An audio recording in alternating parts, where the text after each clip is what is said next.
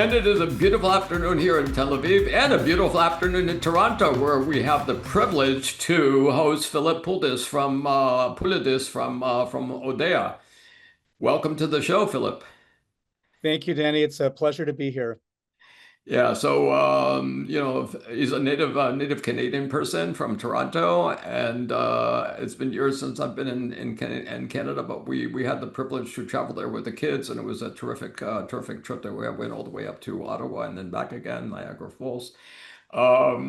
So with that said, and getting past the Canadian American interface, which is kind of like kind of a bit stressed right now, maybe, but still, tell us about your journey to ODAIA. Yeah, absolutely. So first of all, I just want to say I don't think any relations between Canadians and Americans are ever stressed. The people love each other. We've got relatives and family across the borders.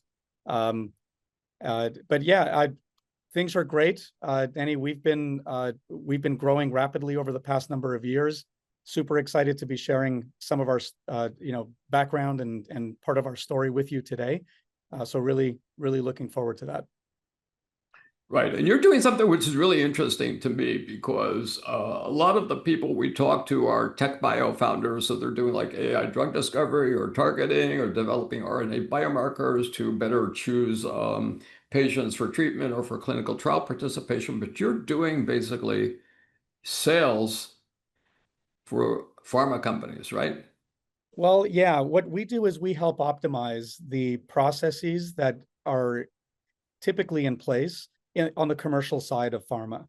I've always believed that big problems get solved, and I've been in technology for my entire career, serving many different industry segments, including life sciences. And I've always believed that big problems get solved best when you combine speed, data, and a clear purpose, especially in this age of AI, right? You've got speed inherently, embedded within this, AI frameworks.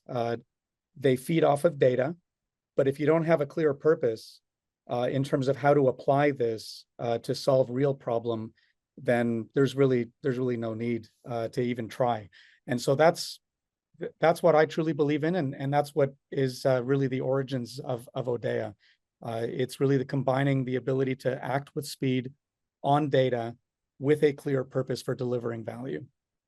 So basically, if I'm say an area manager for a pharma, and actually for a period of time like 2 years, I was working in the area of in a couple of commercial areas in Central Europe with MSD and so we all know how it's organized. The area has certain product or products that it sells. So but if I understand properly, you're basically delivering your customer is who? Right. So let's break it down this way. So pharma commercial teams uh, are our customers. What we do is, we help them make sense of the disparate data sets that are available to them. They're typically weighed down. If you look at commercial teams in pharma, they're weighed down by slow, disconnected insights, too much data, because data is now it's everywhere. Everything is creating data. Even the few minutes that we've been talking here, there's been terabytes and terabytes of health-related data created. There's too many silos, not only between data, but even between processes that need to take place in order to drive outcomes or insights. And by the time folks have something useful out of these disparate data sets, the signals are already stale, right? So if you go through the life of a typical, let's say, sales ops person, commercial operations person in pharma, they are working with data that comes from disparate data vendors, whether it's prescription transaction data, claims data, market access data, or all the data on the marketing side of the business in terms of engagement by HCPs with your brand, with emails, with connected TV or banner ads. All of that disparate data can tell a story. But it needs to be analyzed, needs to be brought together from the different silos. You need to have a purpose with what you need to get out of that data. And typically, you are either using internal resources, data scientists and data analysts, to try to make sense of that data, or you work with third-party consultants to help you wrangle that data and make sense of that data. Usually that process of data ingestion, transforming it, labeling it, feeding it into models or data scientists, and then coming out with an outcome, usually that takes about 6, 7, 8 weeks, couple of months. Oops, I lost my light in here. Yeah, it usually takes a couple of months to get those insights. And by that time, the data is already stale, right? All the patient signals, the HCP engagement signals, all of those recency signals that you need to act on for your commercial activities are already stale. So that's what we set out to do, is we set out to solve that specific problem initially in terms of making sense of data in a real-time manner, removing the silos, and mapping true brand objectives into outcomes as quickly as possible. That's very cool. So I have a couple of questions in my mind when I'm listening to you, because I remember how it worked at MSD in Central Europe, a million years ago. But so your end user is what, a medical sales representative who's going out to the HCP and knocking on the door, talking to a physician? Yeah, it could be a sales rep carrying a bag. It could be a medical sales liaison, or it could be a marketer. Got it.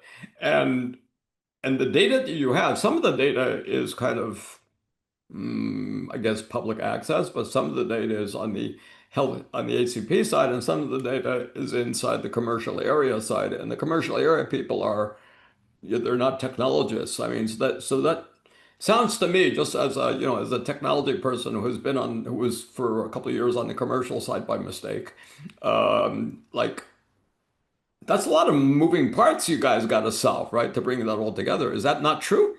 It is very true. Look, selling into pharma, a highly regulated industry that is working off of, like you said, a lot of different data sets that they procure from different sources, and many that they develop internally themselves through their own activities.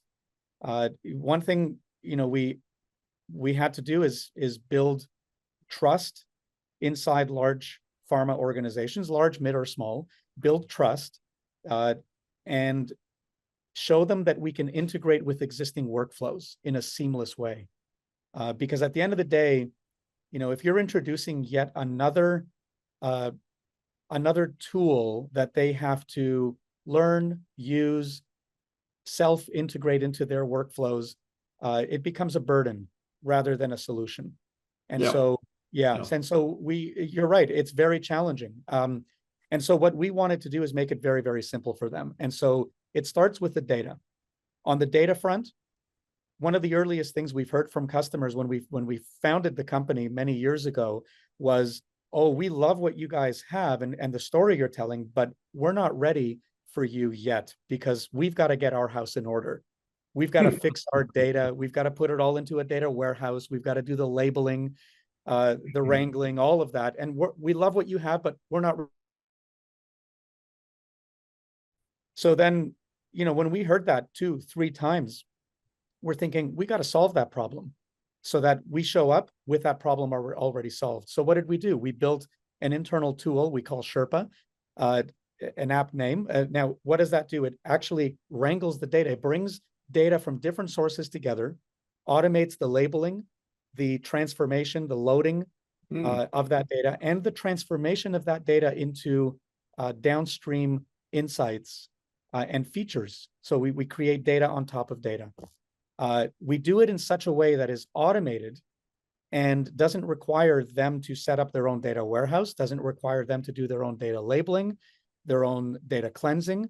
We fully automate that. And so when they now tell us, oh, we don't have data that's ready for your sophisticated system, we tell them that's no problem. Give us the data in pieces. You can give us one data set and another, just give us the raw data. and we'll take care of automating the ETL, Right. the loading, transformation, and labeling of that data. So So that's it's not, yeah, but it's not just ETL, is it? It's just like, data cleaning and preparation also, isn't it? exactly. It's not just ETL. That's right. It's cleaning, it's labeling, and then it's the automation into our feature. We call it a feature factory, and this is basically what creates features on top of the data to feed our different AI models, right? So that Cool. downstream now we can automate things like HCP targeting, patient predictive models, where we can identify patients that are eligible for therapy, obviously de-identified, tokenized, and then rolled up to the treating physician. Segmentation, micro-segmentation, and then all the way through to what we deliver to the reps, to the MSLs, and to the marketers in terms of automated pre-call planning for the reps, call lists in terms of who they need to call, why Right. they need to call on them, and what they need to say when they do call on them. But you also have access to the customer side as well. Is that not true? I mean, you have like, let's say you do a deal with the pharma and they say, okay, this commercial area, let's do it. We figure out and we do the whole process of ETL and cleaning and preparation and tagging, and now we have the magic running. But how do you know which targets are good fit or so do you have like access to two sides of the equation here?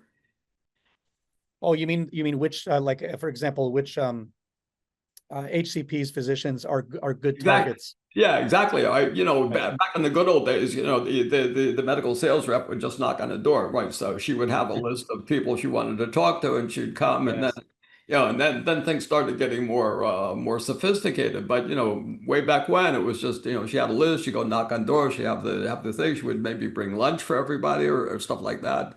And there's regulation how many goodies you can give out, but the process was actually very, very low tech. In 20 Yeah. years. Yeah. Well, let me tell you how high tech we've made it. So, um, you brought up a great example. So how does it traditionally work? You've got a rep who has a territory. They've got a target group of physicians within their territory that are ranked. How are they ranked? Well, there's something that the industry has been using for decades upon decades, which is called a decile rank. Hmm. Um, Decile rank is really a representation of a physician's value among other within a cohort of where they rank in terms of their prescribing volume. We don't believe that is an accurate measure of the true value of a physician at any given point in time. We believe the true value of a physician in any given point in time is, one, are they treating eligible patients for that particular therapy? Where are those patients in their therapeutic journey? Have they had recent hospitalizations? And we can get all of this from ICD-10 codes within claims data, for example, to see have they had a hospitalization? Did they have a certain diagnostic code? So we start at everything should be centered around the patient, then the HCP, right? It's a bunch of concentric circles. Right. You've got the patient in the center. You've got the HCP. What decisions is that HCP making on that patient? Are they treating them with the right therapy at the right time based on a standard of care guidelines? All of this is configured in our platform. So the standard of care guideline is configured in our platform. All of the data that I talked about is coming in and feeding into our platform. Now we're making the decision for the rep who's in the field. They look at our platform within Viva or Salesforce, it really doesn't matter to us. And what do they see? They see insights that are relevant to them. Who do they need to go and talk to today? Based on the data I talked about, based on eligible patients, based on HCP behavior characteristics. Now, if that patient is eligible, is being treated by a physician, that physician has a track record of making certain decisions on standard of care therapies. They maybe have engaged with your brand on your portal within the last week. Maybe they Hmm. opened that email you sent them on efficacy and safety. We're taking all of those signals in, and we're giving direction to the sales rep to say, this is where you need to go today. This is why it matters. And this is what you should talk about. Now, we don't make it too prescriptive because we also believe that there's a lot of value in the rep's knowledge and the Or, contextual information that a rep has about their territory, about the HCP themselves, right, from prior conversations. So of we course. just provide guidance. Yeah, So you have HCP data as well. we do, of course. Yeah, yeah. Wow. Yeah, look, AI can only deliver truly beneficial insights if it is fed with relevant data. And so we feel that what is the universe of relevant data when it comes to making sure that the right therapy is getting to the right patient at the right time? Well, that data includes data on the physician themselves in terms of their prescribing behavior, and how willing and open they have been in the past, maybe to try new therapies or to switch brands. Are they adhering to standard of care guidelines? Right. So yeah, the HCP profile that we create almost this knowledge graph of an HCP for any given therapy and treatment path and treatment decisions they make. But we also do the same thing when we're building a profile around eligible patients, and bring all of that together, bring together the engagement signals from the brands, from their marketing and sales activities. We look at the reaction of HCPs to those signals.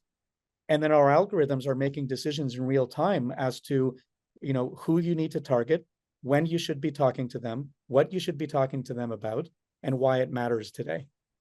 Well, it's a huge data integration project. At the time, I think the old IMS Health was doing that by collecting data from pharmacies, weren't they?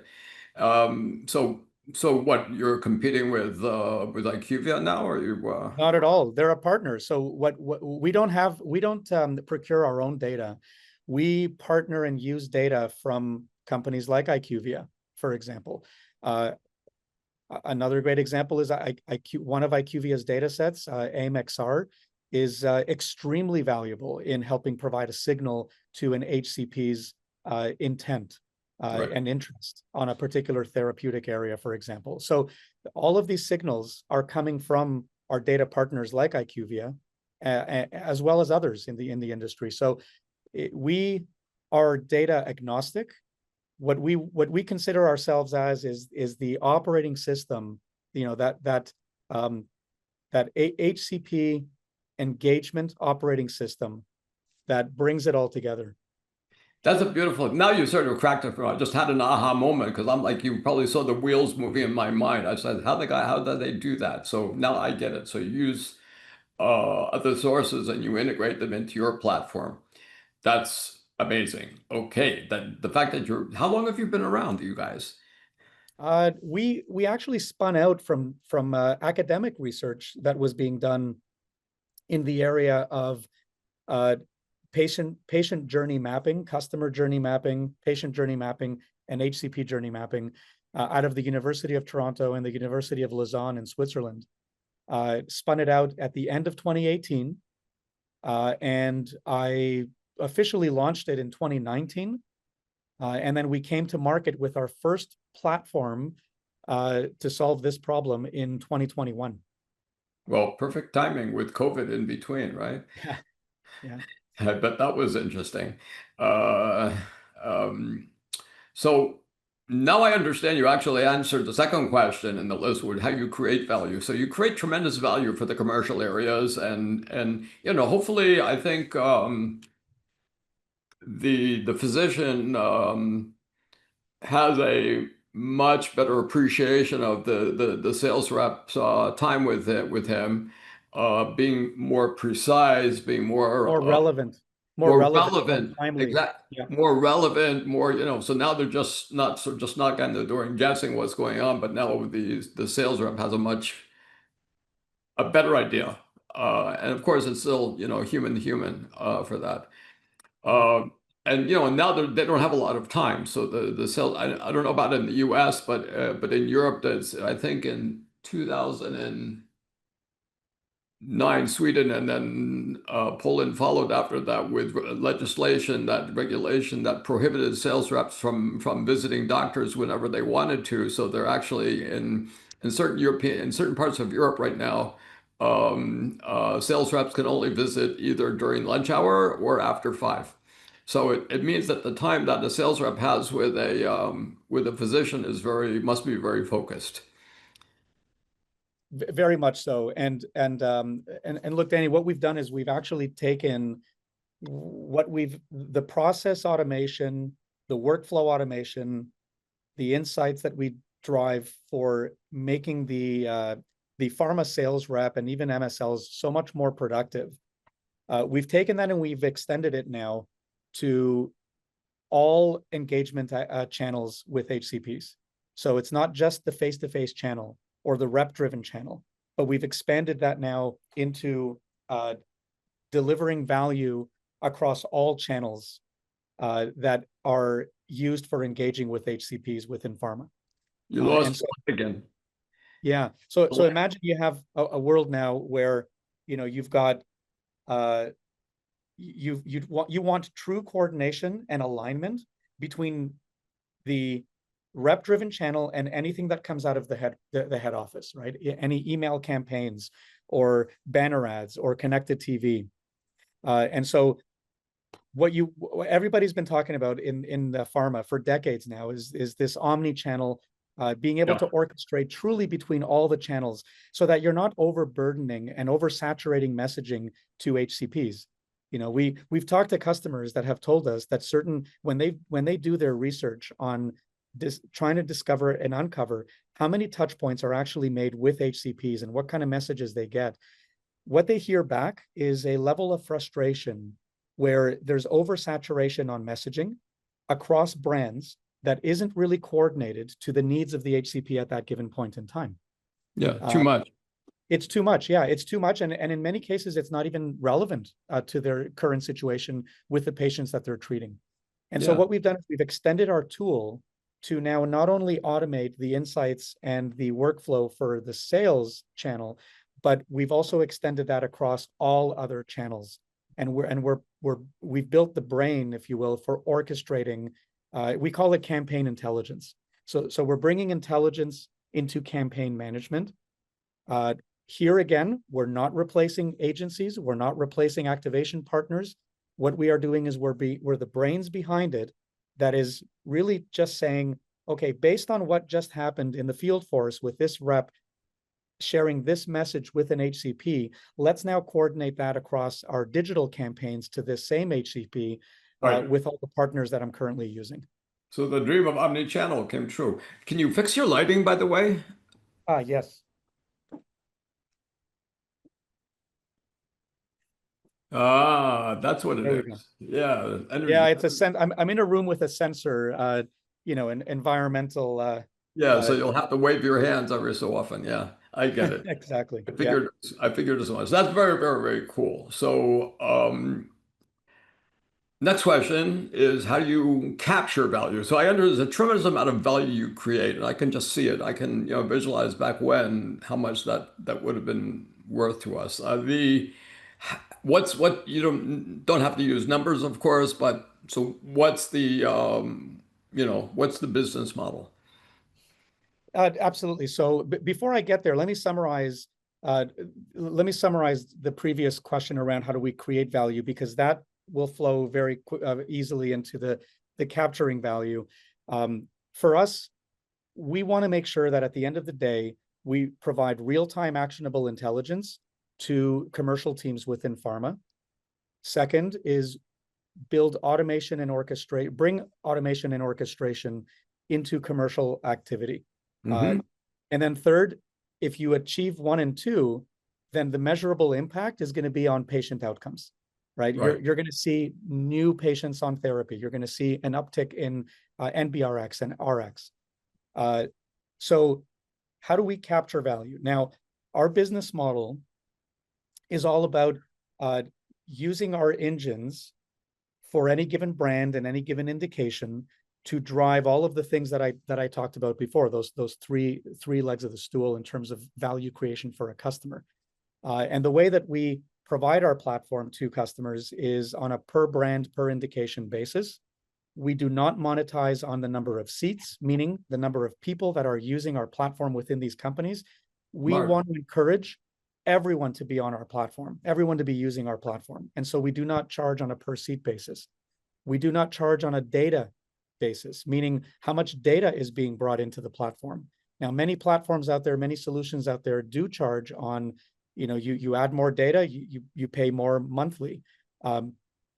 That's unlimited for us. And the reason is because the more data that comes in, the more accurate our models are going to be in terms of providing insights and value downstream.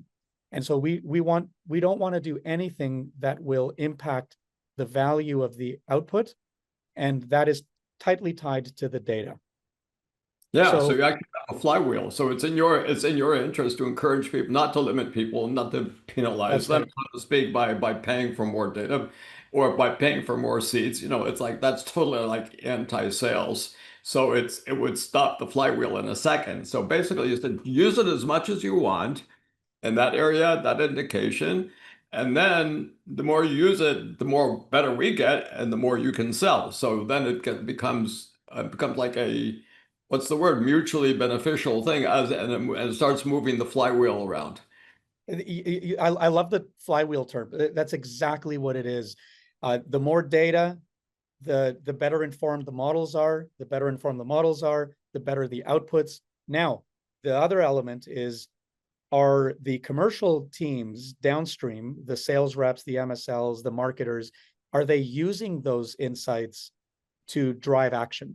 If they now use those insights to drive action, and we're measuring that. So for example, when we roll out to field force, to a field force, and you've got, let's say, 100 reps out there representing a certain indication, a brand, we measure the adherence to the recommendations out of the engine on whether or not they're acting on it. And then Cool. we're correlating that to the uptick in new patient starts or RX lift. So that Right. correlation is what drives that flywheel. It's like, if they see that going up, then they're like, oh, I believe the insights. I believe this is working. I'm going to keep doing it, and I'm going to do it more and more. And then, of course, we have a feedback loop. So everything feeds back into the system. The new data that gets created goes into the system, and it drives new insights. So that flywheel really never stops. That's beautiful. I love it. Final question, which is, like this interview question when when you first started out, you go to an interview and they say, okay, Danny, where do you want to be in 5 years? So the question for you, Phil, is like three things you want to do for your customers in the next 12 to 18 months. Three things. Okay. One is I talked about our campaign intelligence platform that really extends everything we do across true omni-channel, both in the rep-driven channel and then the HQ-driven digital channels. We are in early access today. So we've already signed on a number of customers in our early access launch of this campaign intelligence. General availability of this is going to be early next year. So that's one of the goals that we have. Is to launch this across any customer and every customer that truly wants to automate and enhance with AI all of their campaign, bringing intelligence to campaign automation. So that's one of the goals. And the other one is to continue demonstrating meaningful real-world impact across multiple therapeutic areas. We currently deliver value across many therapeutic areas. We want to keep adding more. We currently deploy across immunology, respiratory, neurology, oncology. We want to bring in more. We're starting to work in more areas of oncology, in some cases rare disease, with our patient predictive algorithms. And so that's another goal, is just to continue expanding across therapeutic areas and driving value to patients. Absolutely. Absolutely. That is a fantastic story, and it's the kind of thing that I wish we would have had, 15 years ago. But what we had 15 years ago was something else. So I'm here with Philip Poulidis, who is the CEO of ODAIA. ODAIA, right? Yes, ODAIA, that's ODAIA. I correct. want to make sure I get it right. Okay, ODAIA AI, who basically they help, sales representative and medical sales liaison teams do a better job, faster, working less, working more precisely. It's good for everyone. It's good for the salespeople. It's good for the marketing people. Of course, it's good for the physicians because it means that the engagement with the sales rep is much more meaningful and more precise. Um, and um, and yeah, terrific. Stay with me for a minute or two after the show. I'll just sign out here. So, for our listeners, just again, my name is Danny Lieberman. I'm the host of Life Sciences Today podcast. We're a channel in healthcare IT today, which has a huge following, over 100,000 followers. I'm here with Philip Poulidis from ODAIA.ai. That's the website, odaia.ai. And we'll be going live probably in November. Unfortunately, we're just swamped with shows. We've done over 40 in the past since we started in less than 5 months. So so the show is on fire, and it's great to have you here. Stay with me for a minute after the show. And again, thank you. One last word to our listeners. You can find us on all the major podcast channels. Life Sciences Today. It's on Spotify, YouTube, Google, Apple, and of course the web. Thank you so much, Danny.